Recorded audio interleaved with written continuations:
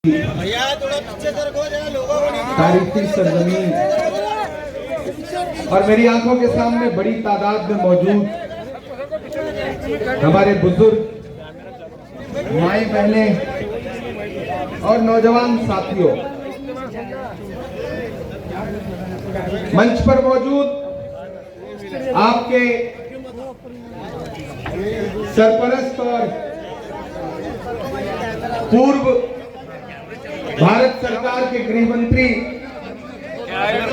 मोहतरम सुशील कुमार शिंदे साहब, आपकी लोकसभा की खासदार प्रणीति शिंदे जी, उधर साइड को मंच पर मौजूद आपके चारों जो प्रत्याशी हैं, कैंडिडेट हैं, कुर्सिया मनियार जी, नसीम खलीफा साहब, शहजादी बड़े पीर और शोएब महागामी जी, मंच पर मौजूद अल्पसंख्यक विभाग के स्टेट के प्रभारी अहमद खान साहब, ख्वाजा बिलाल जी, कांग्रेस पार्टी के तमाम पदाधिकारीगण, आने वाली 15 तारीख को आपका जो स्थानीय सरकार है उसको बनने और बिगाड़ने का दिन है। वो आपको घरों से बाहर निकलना है और आपकी दबाई गई बटन, आपका दिया गया वोट ये तय करेगा कि आपकी गलियां, आपके घर के सामने की नालियां, आपकी सड़कें, आपका पीने वाला पानी और आपके शहर की खूबसूरती, उसकी साफ सफाई होगी या नहीं होगी। बड़े बड़े भाषण दिए जा रहे हैं, बड़ी बड़ी बातें की गई हैं।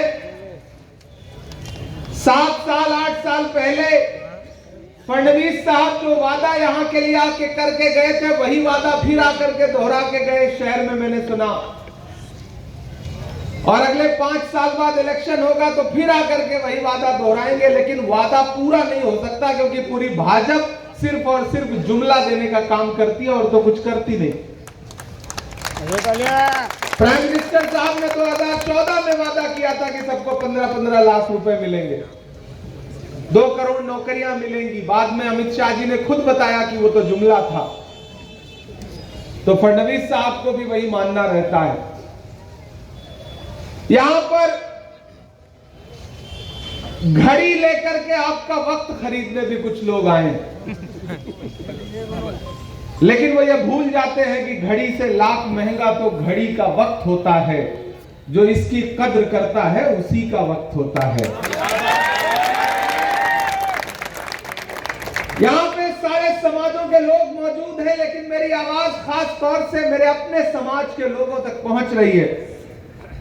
मैं आपका खासदार हूं राज्यसभा में, प्रणीति जी लोकसभा में आपकी नुमाइंदगी करती हैं और मेरी खुशनसीबी है कि मैं पूरे महाराष्ट्र की नुमाइंदगी राज्यसभा में करता हूं। मैं आपका इमरान प्रतापगढ़ी हूं। आपके मुद्दों पर खुदा ने मुझे शायरी कहने का, पढ़ने का हुनर दिया, तो मैंने उस शायरी का इस्तेमाल, उस हुनर का इस्तेमाल महबूबा के जुल्फ और आंचल पे शेर कहने के लिए नहीं, बल्कि नजीब की मां के आंसुओं पर नज्म कहने के लिए किया। और आज भी आपको इस बात पर जान करके, सुन करके फख्र होता होगा कि सामने लोकसभा में नरेंद्र मोदी जी बैठे हों या अमित शाह जी बैठे हों, अगर इस तरफ से एक ताकतवर आवाज, भले ही वो एक महिला की आवाज है, लेकिन जब प्रणीति शिंदे जी की आवाज उठती है तो नरेंद्र मोदी जी को अपनी नजर नीची कर लेनी पड़ती है। ये ताकत है सोलापुर के एमपी की। और आपकी दुआओं ने मुझे भी वो ताकत दी है कि मैं डरा नहीं, मैं झुका नहीं, कहीं छुप छुपा के खड़ा नहीं। जो डटे हुए हैं महाज पर, मुझे उन सफों में तलाश कर। एक ऐसा वक्त जब बोलने पर पाबंदी, सोचने पर पाबंदी, मजलूमों के हक में लड़ने पर पाबंदी, ऐसे वक्त में देश की सबसे बड़ी पार्लियामेंट में अगर सबसे मजबूत आवाज कोई गूंजने वाली आपको सुनाई पड़ती है तो तो वो आपके भाई इमरान प्रतापगढ़ी की होती है। ये ताकत आपकी दुआओं ने दिया है। यहां सुशील शिंदे साहब बैठे हुए हैं, हमारे बुजुर्ग, और इस शहर की सालों साल दशकों से खिदमत करते आ रहे हैं। लेकिन मैं आपसे ईमानदारी से पूछना चाहता हूं कि कुछ लोग जो आपकी कलाई में आकर के घड़ी बांध देना चाहते हैं, कभी उनसे पलट के पूछा आपने कि आप तो उसी भाजपा के साथ हैं जो हमको नेस्त नाबूद करने का सपना दिखाती है पूरे मुल्क को? आपने पलट करके कभी अजीत पवार साहब जब वोट मांगने आए या उनके लोग वोट मांगने आए तो उनसे पलट के पूछा कि हमारी कब्रिस्तानें, हमारी दरगाहें, हमारी खानकाहें, हमारी इबादत गाहों को पामाल करने के लिए जब वक्फ के खिलाफ बिल लेकर के आई भाजपा की सरकार, तो पूरी अजीत पवार की पार्टी भाजपा के साथ खड़ी थी या नहीं खड़ी थी? आज आपके बीच में वोट मांग रहे हैं, लेकिन उस वक्त रात के 2:30 बजे जब लोकसभा में उस बिल के खिलाफ या उस बिल की हिमायत में वोटिंग हो रही थी, तो पूरा देश टीवी चैनलों पर नजर गड़ा करके देख रहा था कि कौन इस पाले में खड़ा है, कौन उस पाले में खड़ा है। तो उस वक्त अजीत पवार जी का एक एक सांसद भाजपा के साथ खड़ा था या नहीं खड़ा था, मुझे बताओ। लेकिन मैं पूरे फख्र के साथ कह सकता हूं कि रात के 2:30 बजे जब उस बिल के खिलाफ वोट पड़ रहा था, तो हमारा नेता राहुल गांधी रात के 2:30 बजे उस बिल के खिलाफ अपने सारे सांसदों के साथ वोट देने के लिए खड़ा था।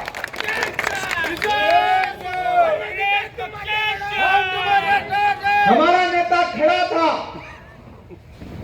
और अगले दिन जब यह बिल राज्यसभा में आया और मुझे बोलने का मौका मिला, तो मैंने कहा था कि हम ही को कातिल कहेगी दुनिया, हमारा ही कत्लेआम होगा, हम ही कुएं खोदते फिरेंगे, हम ही पे पानी हराम होगा।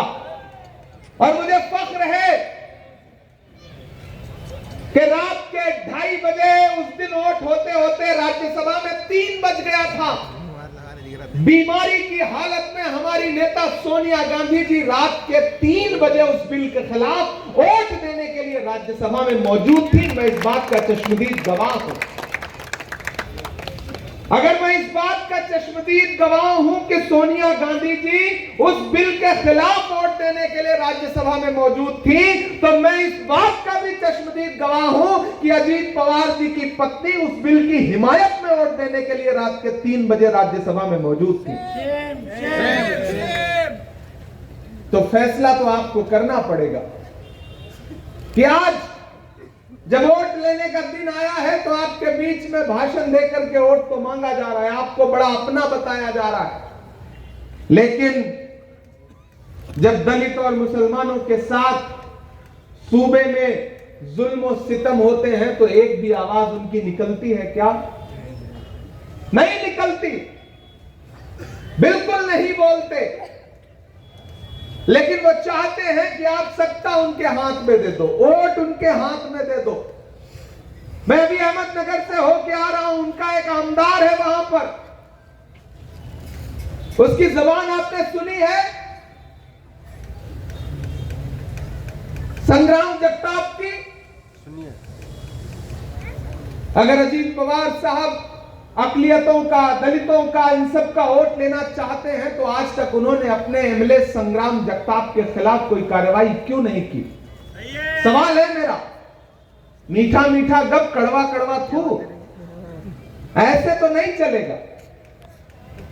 ये सोलापुर के लोग हैं, इनके नाम में ही शोला है। ये ऐसे ही किसी चिंगारी से नहीं जल जाएंगे। ये हल्की लौ से पिघलने वाले लोग नहीं हैं। ये जानते हैं कि इनका और कांग्रेस का रिश्ता क्या है। ये जानते हैं कि सुशील कुमार शिंदे साहब ने अपनी पूरी जिंदगी इस शहर की खिदमत के लिए लगा दी। ऐसे में मैं आप सबसे गुजारिश करूंगा साथियों कि यहां कॉर्पोरेशन में तो बीजेपी की ही सत्ता थी ना? थी या नहीं? मतलब थी क्या है? नहीं, बाद में प्रशासक भी तो उन्हीं का था। तो सिर्फ थी नहीं, चली आ रही है। अब अगर आपने हिम्मत दिखाई तो 16 तारीख को वो सत्ता नहीं रह जाएगी। आप असेंबली में तो चूक गए, लेकिन मौका एक बार फिर आपके हाथ में आया है। और जो अपनी स्थानीय राजकारण होता है, अपनी स्थानीय सत्ता होती है, उसको अपने हाथ में रखना ज्यादा अहम और ज्यादा जरूरी होता है। इसलिए मैं आप सबसे गुजारिश करूंगा साथियों कि खुसूसी तौर पर स्पेशली शहर की खूबसूरती के लिए और जिन चीजों से शहर की पहचान थी, यहां के बुनकर भाई हो, यहां का टेक्सटाइल उद्योग हो, सब धीरे धीरे एक एक करके बर्बाद कर दिया गया। बड़ा प्लान करके पिछले 2014 के बाद से भाजपा की सरकारों ने आपके हाथों में जो हुनर था और आप उस हुनर की बुनियाद पर अपने बच्चों के लिए 2 वक्त की रोटी कमा लिया करते थे। किसी हुकूमत के सामने आपको हाथ नहीं फैलाना पड़ता था। ऐसे हुनर से उपजे हुए तमाम जो काम थे उनको प्लान करके बर्बाद करने की साजिश की गई। जब यूपीए की सरकार थी तो बुनकरों के लिए 30% की सब्सिडी देने का काम किया था सोनिया गांधी जी ने, मनमोहन सिंह साहब ने, यूपीए की सरकार ने, सुशील कुमार शिंदे साहब ने। लेकिन ये सरकार आई तो बहुत कोशिश और साजिश के साथ पूरी बुनकरों की जिंदगी बर्बाद करने का काम कर रहे हैं। जिस बनारस से प्रधानमंत्री खुद मेंबर ऑफ पार्लियामेंट है, वहां के बुनकर आज ईंट भट्ठों पर काम करने के लिए मजबूर कर दिए गए हैं। यह हाल किया इन्होंने बुनकरों का।